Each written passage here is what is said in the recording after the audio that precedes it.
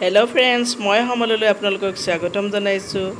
আজি মই আপোনালোকৰ আগত এটা বিশেষ ভিডিও দেখুৱাব বিচাৰিছো। আপোনালোকে স্ক্ৰিপ্ট নকৰাকৈ চাই থাকিব। এয়া চাওক, চিনি পাইছেনে আপোনালোকে কি এটো? কাছ।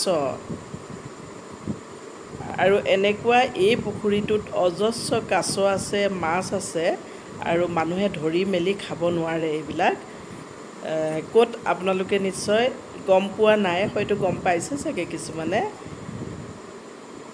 এইটো পুখুৰী আছে হয়গ্ৰীৱ মাধৱ মন্দিৰত।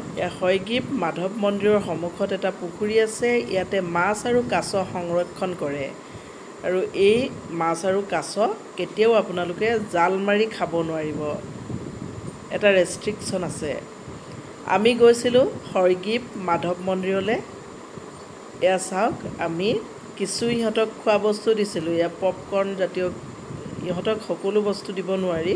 তাতে মানে কিছুমান দোকান আছে, দোকানৰ পৰা আমি লৈ পপকৰ্ণ দিছিলোঁ আৰু পপকৰ্ণ দিয়াৰ লগে লগে এই মাছ আৰু কাছবিলাক আহিছে খাবৰ কাৰণে। আৰু বহুত কাছ আছিলে। আচলতে মোৰ ভিডিঅ'ত মই ৰাখিছিলোঁ, বহুকেইটা ভিডিঅ'ত ডিলিট হৈ গুচি গ'ল, সেইকাৰণে আপোনালোকক ইমান ভালদৰে দেখুৱাব পৰা নাই। কিন্তু যিকণ দেখুৱাবলৈ চেষ্টা কৰিছোঁ, চাই থাককচোন। এই কাছবিলাক ডাঙৰ কাছ, বহুত ডাঙৰ আছে আৰু মাছো মানে 2 কেজি 3 কেজিটো আৰামছে হ'ব, বেছি ডাঙৰে আছে। এইটোত বহুত ডাঙৰ কাছ আৰু ইহঁতে এই পাৰটো দেখিছ নহয়, পাৰটোলৈ মানে পপকৰ্ণ খাবৰ কাৰণে জাপ মাৰিও আহে। তাৰ পাছতে আমি এয়া পুৱামক্কালৈ গ'লোঁ। পুৱামক্কা এইডোখৰ ইমান মুকলি ধুনীয়া জেগা। ইয়াত আমি অলপ মানে মুকলি জেগাত ৰৈছিলোঁ, 2-এটা ফটো মাৰিছিলোঁ। চাওকচোন কিমান মুকলি জেগা এইডোখৰ। আৰু ইয়াৰ পাছতে আমি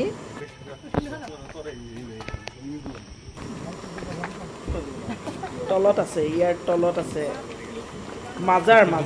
মাজাৰলৈ যাম। ইয়াৰ তলত আছে। এয়া চাওক, তললৈ আমি গৈ আছোঁ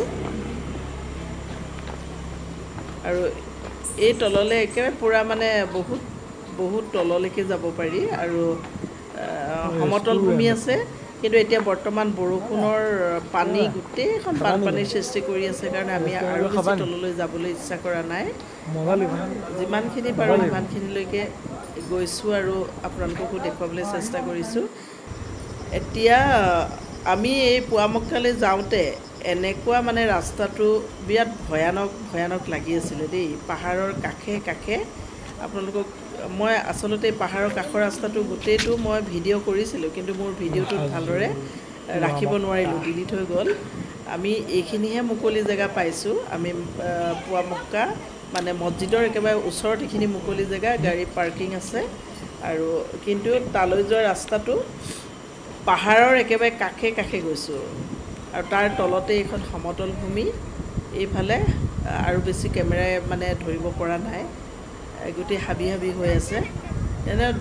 নেদেখিলে মানে আপোনালোকে কল্পনাই কৰিব নোৱাৰিব যে ইয়াতে এটা ইমান মুকলিকৈ মানে এই মছজিদটো আছে। পুৱামক্কাটো ইমান মুকলি জেগাত আছে। কিন্তু আমি ভিতৰৰ পৰা যেতিয়া হাজো ৰাস্তাটোৱেদি আমি ভিতৰলৈ সোমাই আহিছিলোঁ, সেই ৰাস্তাটো কিন্তু বহুত ভয়ানক আছিলে। এয়া চাওকচোন, মই আপোনালোকক অকণমান দেখুৱাবলৈ চেষ্টা কৰিছোঁ। ছাইডটো এই পাহাৰৰ কাষে কাষে সৰু এটা ৰাস্তা, মানে কিছুমান জেগাত কি হৈছে, গাড়ীখন ক্ৰছ কৰিবলৈও অসুবিধা হৈ পৰিছে। মই বৰ ধুনীয়াকৈ এটা ভিডিঅ' কৰিছিলোঁ, কিন্তু ভিডিঅ'টো ডিলিট হৈ গ'ল বাবে আপোনালোকক দেখুৱাব পৰা নাই। তথাপিতো কাষত কেনেকৈ মানে পাহাৰখন আছে আৰু গাড়ীখন কেনেকৈ গৈ আছে সেইখনকে আপোনালোকক দেখুৱাব চেষ্টা কৰিছোঁ। কিন্তু এইখিনি ৰাস্তাটো পকা আৰু গৈ পাই আমি ইমান ধুনীয়া পুৱামক্কা জেগাটো, ধুনীয়া জেগাটো আমি উপস্থিত হৈছিলোঁগৈ।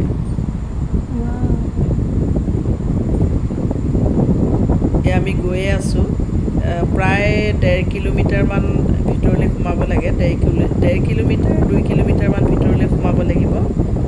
শ্বিলঙৰ দৰেই আৰু একা বেকা ৰাস্তা, পকা ৰাস্তা। এটা ছাইডে পাহাৰ আৰু এটা ছাইডে একদম তলত আৰু মানে ভৈয়াম। তাতে বৰ্তমান বাৰিষা ছিজন কাৰণে বহুত পানী হৈ আছে। আপোনালোকক ইমান ভালদৰে দেখুৱাব নোৱাৰিলোঁ যদিও অকণমান আপোনালোকক দেখুৱাবলৈ চেষ্টা